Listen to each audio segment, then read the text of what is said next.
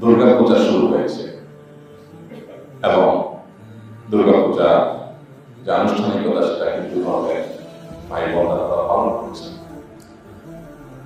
মুসলমান হিসেবে আমাদের এক্ষেত্রে ভূমিকা কেমন হওয়া উচিত? আমরা অনেককে দেখি এক্ষেত্রে প্রান্তিকতায় চলে যান।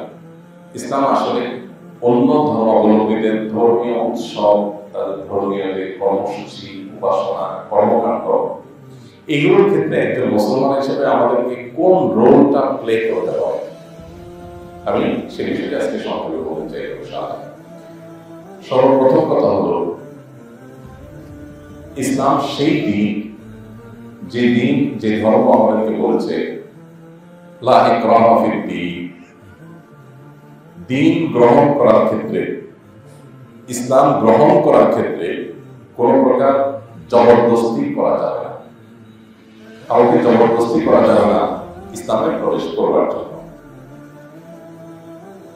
এই কথা ইসলাম বলেছে কখন? এই কথা নাজিল হয়েছে কখন? প্রায় 1450 বছর আগে। আজ পৃথিবী যে জায়গায় দাঁড়িয়ে আছে, আমরা যে পৃথিবীকে বলছে আধুনিক বিশ্ব, আধুনিক পৃথিবী, সভ্য দুনিয়া, এই পৃথিবীতে সব ধর্মের মানুষের রাইটস নিয়ে আলাপ আলোচনা করা এটা একটা ফ্যাশনের ব্যাপার। এটা এখন সবাই বলে, তাই না? আধুনিক, স্মার্ট, এটা প্রমাণ করার জন্য মানুষ অনেকে সবার যার যার অধিকারের কথা বলে।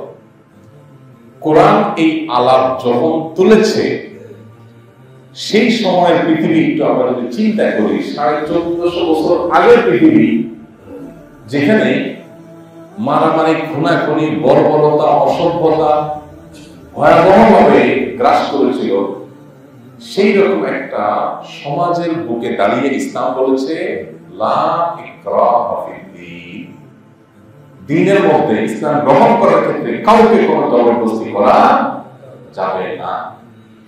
আবার বলছি, 2024-এর পৃথিবীর এই পর্যায়ে দাঁড়িয়ে সবাই যার যার ধর্ম পালন করবে, সে রাইট সবাই আছে, এই কথা বলা খুব সহজ। বরং এই কথা বলাটাই এখন ফ্যাশন, অনুকূল পরিবেশ। কিন্তু প্রায় 1500 বছর আগের পৃথিবীতে এই কথা বলাটা সহজ এবং চারটিখানের বিষয় ছিল না। আজ পৃথিবীতে যারা আমাদেরকে মানবাধিকারের সবক শেখায়, অ্যাজ এ মুসলিম আমাদের জানা থাকা দরকার, ওদের কাছ থেকে মানবাধিকারের সবক নেওয়া আমাদের সাজে না। আমরা কে? আমরা মুহাম্মদ সাল্লাল্লাহু আলাইহি সাল্লামের উম্মত।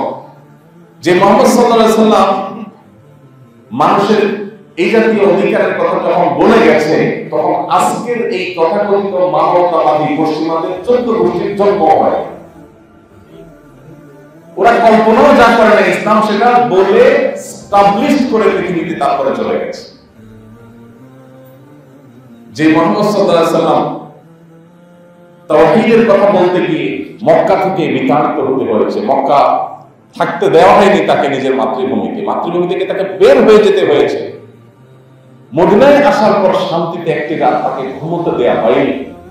কখনো বদর, কখনো উহুদ, কখনো খন্দক, কখনো তাবুক, একটার পর একটা যুদ্ধ চাপিয়ে দেওয়া হয়েছে। সারা জীবন কোন ফ্যাশনের পরিস্থিতিতে ছিলেন, এত জুলুম, এত নির্যাতন, এত নিষ্পেষণ হয়েছে।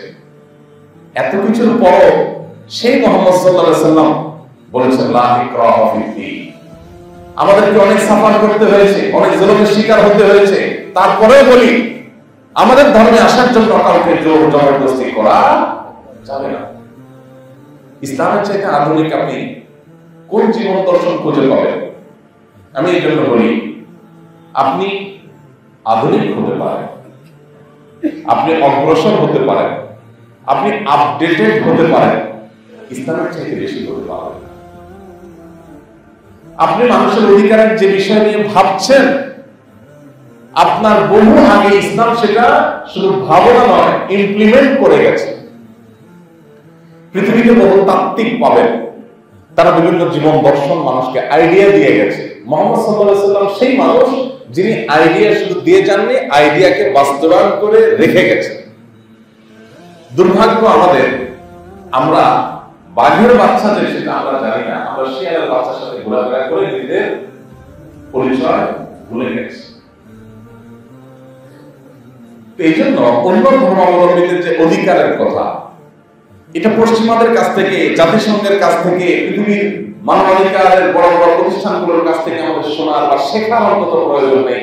ইসলাম আমাদেরকে যা শিখিয়ে গেছে, শুধু যদি সে আমাদেরকে ইমপ্লিমেন্ট করতে পারে সেটাকে, তাহলে পৃথিবীতে মুসলমানদের চাইতে আধুনিক, মুসলমানদের চাইতে আপডেটেড, মুসলমানদের চাইতে স্মার্ট, মুসলমানদের চাইতে অগ্রসর আর কোন জাতির কথা কি কল্পনা করতে পারবে?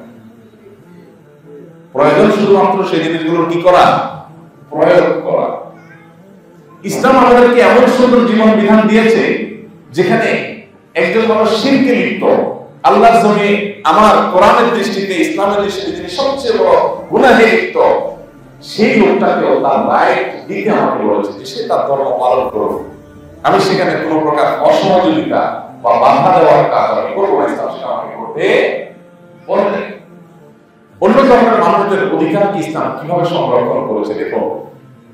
রণাঙ্গনের যুদ্ধক্ষেত্রে পর্যন্ত মুসলমানদের সাথে অন্য কোন ধর্মের মানুষের যদি যুদ্ধ লেগে যায়, সেখানেও নবী সাল্লাল্লাহু আলাইহি ওয়াসাল্লাম সতর্ক করেছেন, খবরদার অন্য ধর্মের মানুষের উপাসনালয়ে কোনো আঘাত করা যাবে না।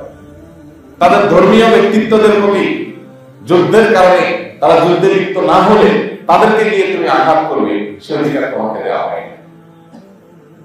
নারী কিংবা শিশু কিংবা বৃদ্ধ বা যুদ্ধে রত নয় এমন মানুষ যদি অন্য ধর্মাবলম্বী হয়, খবরদার তাদেরকে আঘাত করা যাবে না। গাছপালা, ফসল, এগুলো যদি অন্য ধর্মের মানুষের সাথে যুদ্ধ চলছে তাদেরও হয়, এগুলো গাছপালা কোনো দোষ করেনি, এগুলো নিধন করা যাবে না, ধ্বংস করা যাবে না।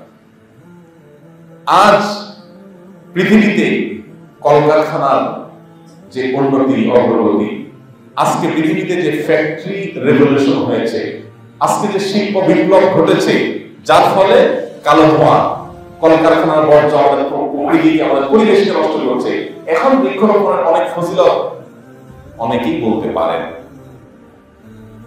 1400 বছর আগে পৃথিবীতে যখন এই চ্যালেঞ্জ ছিল না, এই পরিবেশ বিপর্যয় ঘটেনি, ওই সমাজে বৃক্ষ তরুণতাকে হেফাজত করার জন্য, সংরক্ষণ করার জন্য, সেগুলো যেন কেউ নিধন না করে, তার জন্য এরকম যুগান্তকারী বক্তব্য একজনই দিয়েছেন, তিনি হলেন মুহাম্মদ সাল্লাল্লাহু আলাইহি ওয়াসাল্লাম। কারণ ওই যে আল্লাহর পক্ষ থেকে প্রেরিত নবী রাসূল ছিলেন, তিনি তো নিজে থেকে কিছু বলেন নাই। তিনি যেটা বলেছেন সেটা 2000, 5000, 10,000 বছর যদি পৃথিবী টিকে থাকে, তারপরে তার সেই কথা প্রাসঙ্গিক মনে হবে। আজ আমরা কলকারখানার বর্জ্যের কারণে, অপরিকল্পিত নগরায়নের কারণে, নানা কারণে আমাদের প্রকৃতিকে আমরা ধ্বংস করে ফেলেছি। এখন বলছি গাছ লাগাও, গাছ লাগাও, গাছ লাগাও। আমার নবী সাল্লাল্লাহু আলাইহি ওয়াসাল্লাম অনেক আগে সেটা বলে গেছেন। তার সে বলা কথাগুলো মনে হচ্ছে আজকের বাস্তবতার জন্য বলে গেলেন। ঢাকা শহরের রাস্তাঘাট, ফুটপাত দখল করে মানুষের চলাচলে বিঘ্ন সৃষ্টি করা হয়, মানুষ চলতে অসুবিধা হয়। এই সময়টাতে আমরা ফুটপাত দখল মুক্ত রাখার জন্য সংগ্রাম করি, কথা বলি।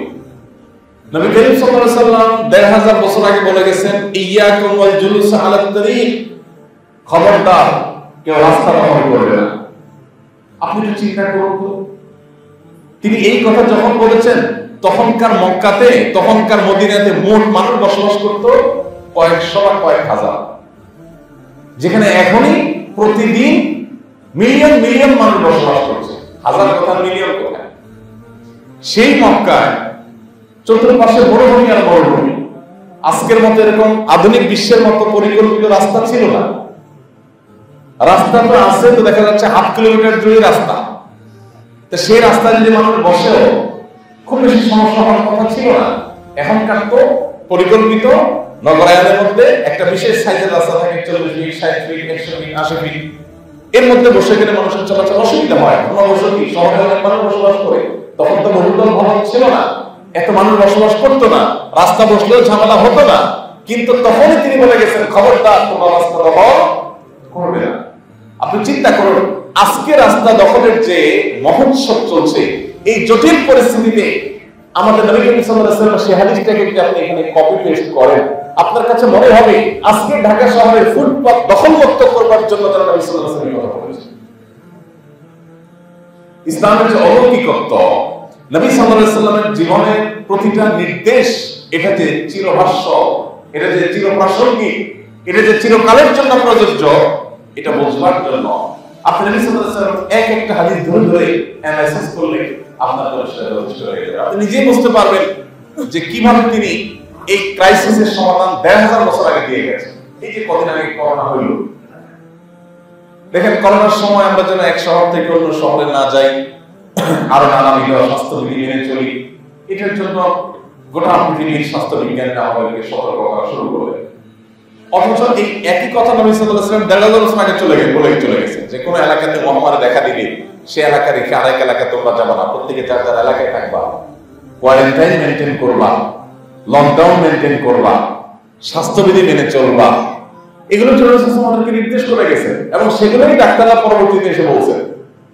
তিনি যখন বলেছেন তখন কোভিড-19 ছিল না, তখন এই ক্রাইসিস ছিল না, কিন্তু আজকের বাস্তবতা মিলিয়ে দেখে হাদিসটা একেবারে মনে হচ্ছে আজকের জন্য উনি বলে গেছেন। ভাইরা আমার, আজ অন্য ধর্মাবলম্বী মানুষদের অধিকার নিয়ে গোটা পৃথিবী খুব সোচ্চার, সংখ্যালঘুদেরকে নিয়ে সারা পৃথিবী খুব সতর্ক, সারা পৃথিবী খুব কনসার্ন যে সংখ্যালঘুদের অধিকার নিয়ে কথা বলতে হবে। আমার নবী সাল্লাল্লাহু আলাইহি ওয়াসাল্লাম সংখ্যালঘুদের অধিকার এটা নিয়ে শুধু কথা বলেন নাই, বাস্তবায়ন করে রেখে গেছেন পৃথিবী। দেখুন,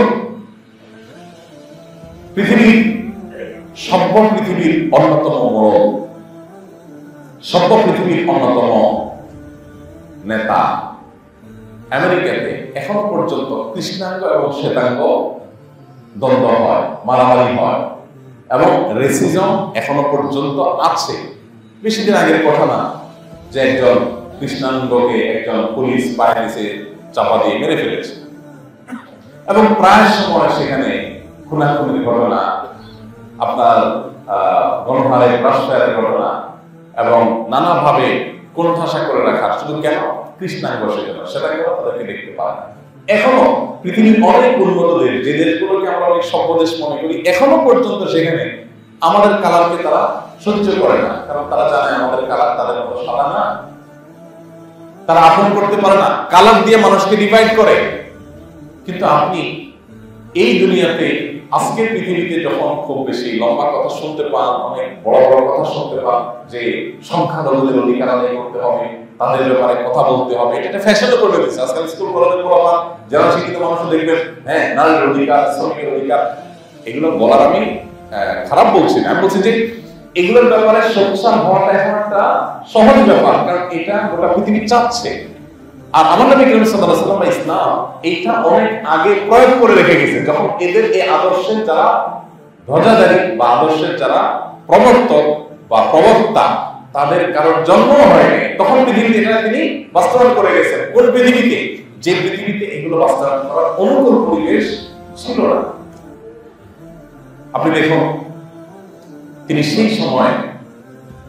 সময় বেলাল হাবশী রাদিয়াল্লাহু আনহু, যিনি বাহির থেকে আসছেন, আরবের মানুষ না, আরেক দেশের মানুষকে এক দেশের মানুষ সহ্য করে না, ভিন দেশি হিসেবে একটা দূর ভাব করে, এক তো বাহির থেকে আসছে, আবার তার গায়ের রংটা ছিল কালো, আরবরা সাদা, সাধারণত তারা এটাকে সহ্য করার কথা না।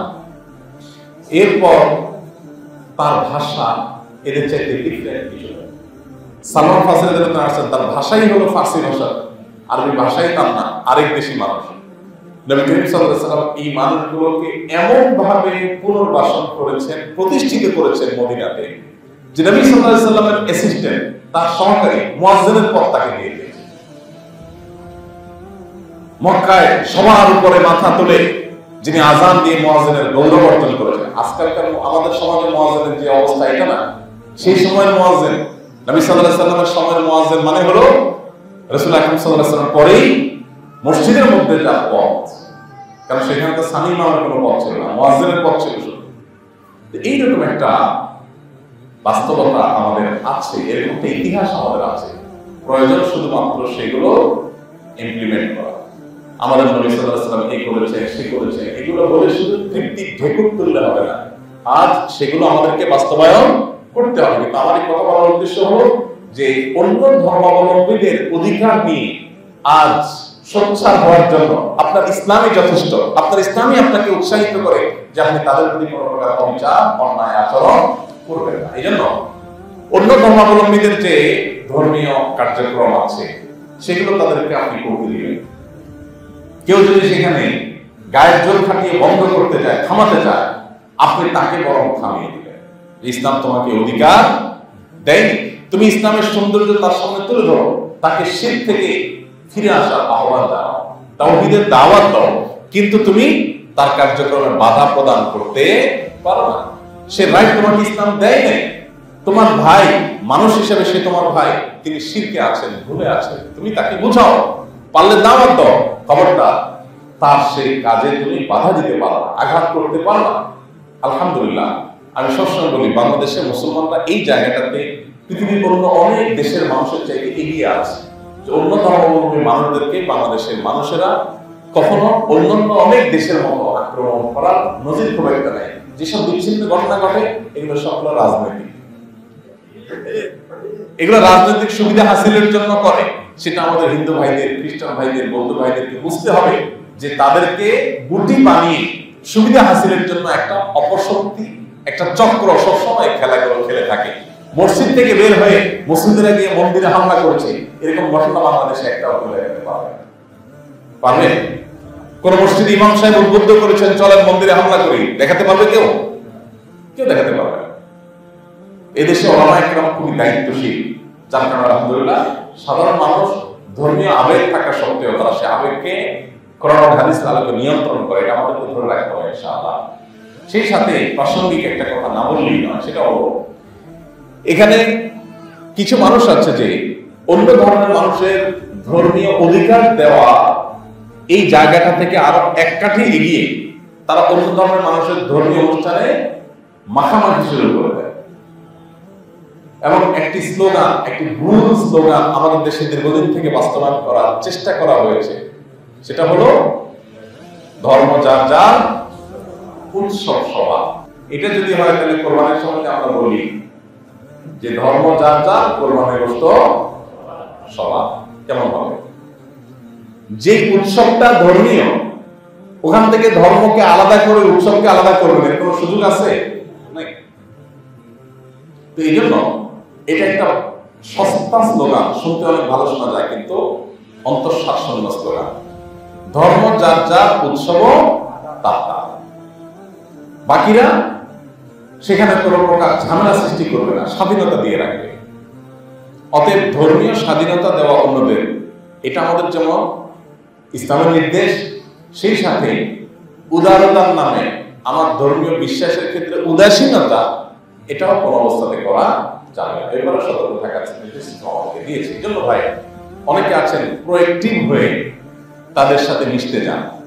আমরা বিশেষ করে অনেক এলাকাতে দেখি যে বিভিন্ন পূজা উপলক্ষে মুসলমান ব্যবসায়ীরা বড় বড় তোরণ নির্মাণ করেন এবং সেখানে হিন্দু ধর্মাবলম্বীদের প্রতি শুভেচ্ছা জ্ঞাপন করেন। তাদের ধর্মীয় উৎসব উপলক্ষে আপনি তাদের দেওয়ার কোনো খাবার হালাল হলে সেটা খেতে পারেন। আপনি তাদের সাথে সাধারণ সৌজন্যতা যেগুলো সেগুলো অবশ্যই বজায় রাখতে পারেন।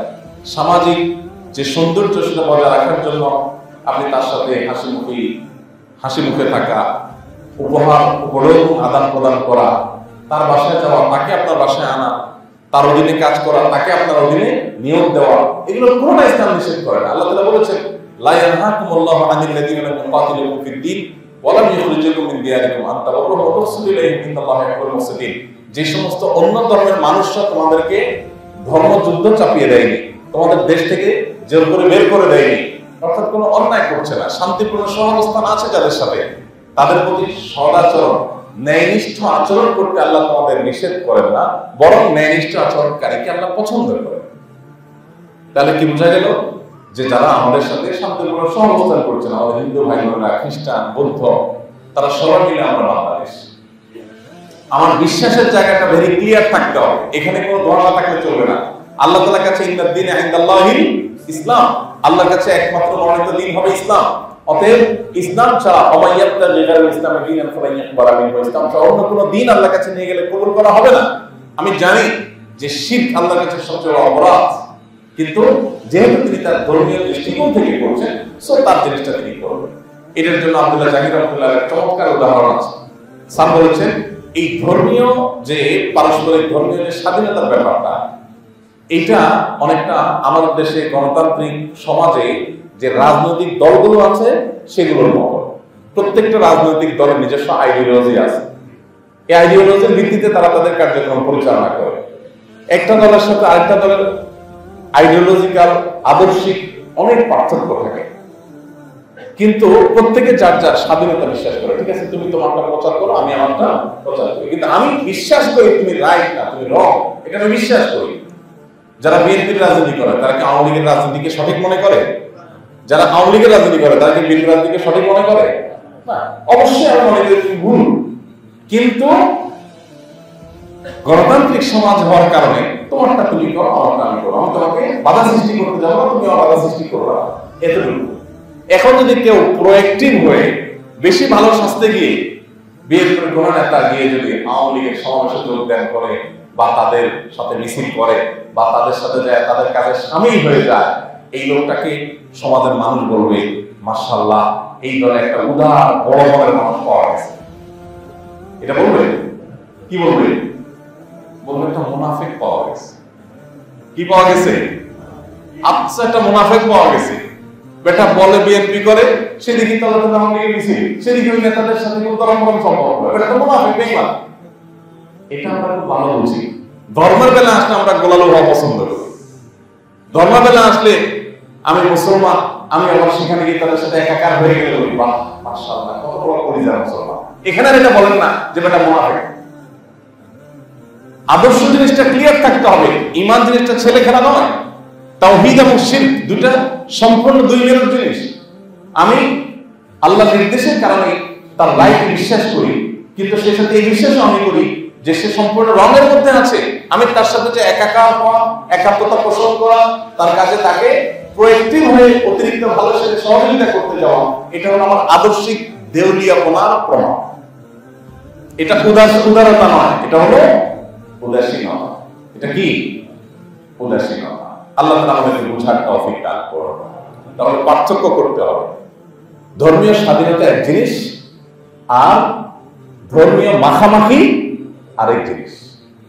ইসলাম আমাদেরকে মাখামাখি করতে বলে নাই, আবার অন্যের ধর্মীয় কাজে বাধা দিতে বলে নাই। ইসলাম সবসময় মধ্যম পন্থার কথা বলেছে। ওয়াকাযালিকা জাআলনাকুম উম্মাতাও ওয়াসাতা। আল্লাহ বলেছেন ঠিক এভাবে তোমাদেরকে আমি মধ্যম পন্থী উম্মাহ করেছি। কোন সীমালঙ্ঘন, কোন বাড়াবাড়িতে মুসলমানরা থাকবে না, না বাড়াবাড়িতে আছে না ছাড়াছাড়িতে আছে। সবসময় মুসলমানদের যে অবস্থান থাকবে এর চেয়ে যৌক্তিক কোনো অবস্থান হতে পারে। আল্লাহ তাআলা আমাদেরকে বোঝার তৌফিক দান করুন। আমাদের প্রত্যেকটা মানুষের কর্তব্য হবে যে এই যে দুর্গা পূজা চলছে, এ উপলক্ষে কোন প্রকার অশান্তি সৃষ্টি করে কেউ মুসলমানদের উপরে যেন দায় চাপাতে না পারে। এপারে কোন অশান্তি সৃষ্টি করে ওপারে বিভিন্ন মিডিয়াতে সেটাকে ফলাও করে দেখানো হবে, হ্যাঁ এখানে সংখ্যা লঘুরা তারা খুব কষ্টে আছে, বিপদে আছে, এই সুযোগ যেন তারা না পায়। এই জন্য আমাদের সবাইকে সতর্ক থাকতে হবে। আল্লাহ আমাদের সবাইকে সে তৌফিক দান করুন। সেই সাথে আমাদের আদর্শিক জায়গাটা ক্লিয়ার থাকতে হবে যে আমি তাওহীদে বিশ্বাসী, আমি শিরক কখনো করতে পারি না, শিরকে কখনো আমি আপন করতে পারি না, বা শিরকে আমি মাখামাখি করতে পারি না। আপনার একজন হিন্দু শ্রমিক থাকতে পারে, আপনার একজন হিন্দু বন্ধু থাকতে পারে, প্রতিবেশী থাকতে পারে, তার সাথে আরো সদাচরণ বেশি করে করবেন ইসলামের সৌন্দর্য দেখাবার জন্য, তাকে ইসলামের সৌন্দর্য প্রদর্শন করবার জন্য, ইসলামকে আহ্বান করবার জন্য। আর সেটার জন্য না করলেও মানুষ হিসেবে তার একটা মর্যাদা পাওয়ার অধিকার আছে, সেটা আপনি তাকে দিবেন। নবী করিম সাল্লাল্লাহু আলাইহি ওয়াসাল্লামের সামনে দিয়ে ইহুদির লাশ নিয়ে যাওয়া হচ্ছিল। তিনি যখন সম্মান প্রদর্শন করলেন, বলা হলো হে আল্লাহর রাসূল, ইহুদির লাশ। তখন তিনি বললেন আলাইসা নাফসা, লাশটা ইহুদির হতে পারে, সে কি মানুষ না? মানুষ হিসেবে যে মর্যাদা তার পাওয়ার কথা সেটা আমি তাকে দিচ্ছি। এখন এই মর্যাদা দিতে গিয়ে অনেকে বেশি মাখামাখি করে দেয় এবং তাদের পুজোতে সামিল হয়ে যান। অনেক হিন্দু ভাই বোনরা সোশ্যাল মিডিয়াতে লেখালেখি করে মুসলমান আমাদের পূজায় কেন আসে, তারা অস্বস্তি বোধ করে অনেক সময়। তো তারা অস্বস্তি বোধ করুক আর ওয়েলকাম করুক, যাই করুক না কেন, নবী করিম সাল্লাল্লাহু আলাইহি ওয়াসাল্লাম হাদিস রয়েছে, আবু মাসউদ রাদিয়াল্লাহু আনহু হাদিস রয়েছে, মান কাসসারা সাওয়াতা কওমিন ফাহুয়া মিনহুম, যে ব্যক্তি কোন সম্প্রদায়ের অন্য ধর্মের মানুষের মধ্যে গিয়ে তাদের কোনো উপাসনা, তাদের কোনো কিছুতে গিয়ে তাদের দল ভারী করে, একজন গেল মানে একটা লোক বাড়লো, যদি কোথাও গিয়ে সে তাদের দল ভারী করে, সে তাদের অন্তর্ভুক্ত হবে। বিষয়টা সিরিয়াস। আমি আপনার সাথে আমার আদর্শিক দ্বন্দ্ব আছে, মানুষ হিসেবে আপনার সাথে আমার সুসম্পর্ক থাকে এক জিনিস, কিন্তু যে বিষয় নিয়ে দ্বন্দ্ব সে বিষয়ে আমি আপনার সাথে একাকার হতে পারি না।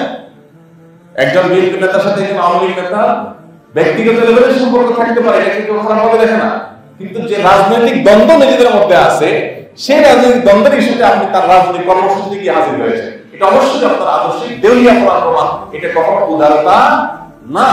অতএব ধর্মের নামে, ধর্মীয় উদারতার নামে এক ধরনের আপনার প্রহসন দীর্ঘদিন থেকে চলছে।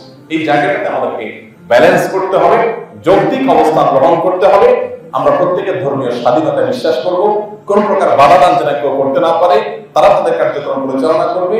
মানুষ হিসাবে, প্রতিবেশী হিসাবে তাদের সাথে সদাচরণ করা, সামাজিক যত সৌজন্যতা বোধ আছে তার সবগুলো আমরা মেনটেন করে চলবো, কিন্তু কোন অবস্থাতে তার আদর্শের জায়গাটাতে আমি কখনো, আমার আদর্শের জায়গাটাতে তার সাথে আমি কখনো কম্প্রোমাইজ করতে চাবো না। অনেকে মনে করেন যে এটা বোধহয় বাড়াবাড়ি, না এটা বাড়াবাড়ি না, এটাই হলো বাস্তবতা। আপনি মুখে বিশ্বাস করেন ইন্না শিরকা লাযুলমুন আযীম, শিরক আল্লাহর কাছে সবচেয়ে বড় অপরাধ। আবার আপনি শিরকের সাথে একাকার হচ্ছেন, একজন শিরকে লিপ্ত হচ্ছে, বলছেন যে শুভ ইচ্ছা প্রকাশ করতেছি, অর্থাৎ আপনি শিরক করতেছেন, এটা ভালো করে করেন, এটা হতে পারে না। এই জায়গাটাতে আমাদের ক্লিয়ার রাখতে হবে। আল্লাহ আমাদেরকে বোঝার তৌফিক দান করুন। জাযাকুমুল্লাহু খাইর ওয়া আখিরু দাওয়ানা আলহামদুলিল্লাহি রাব্বিল আলামিন।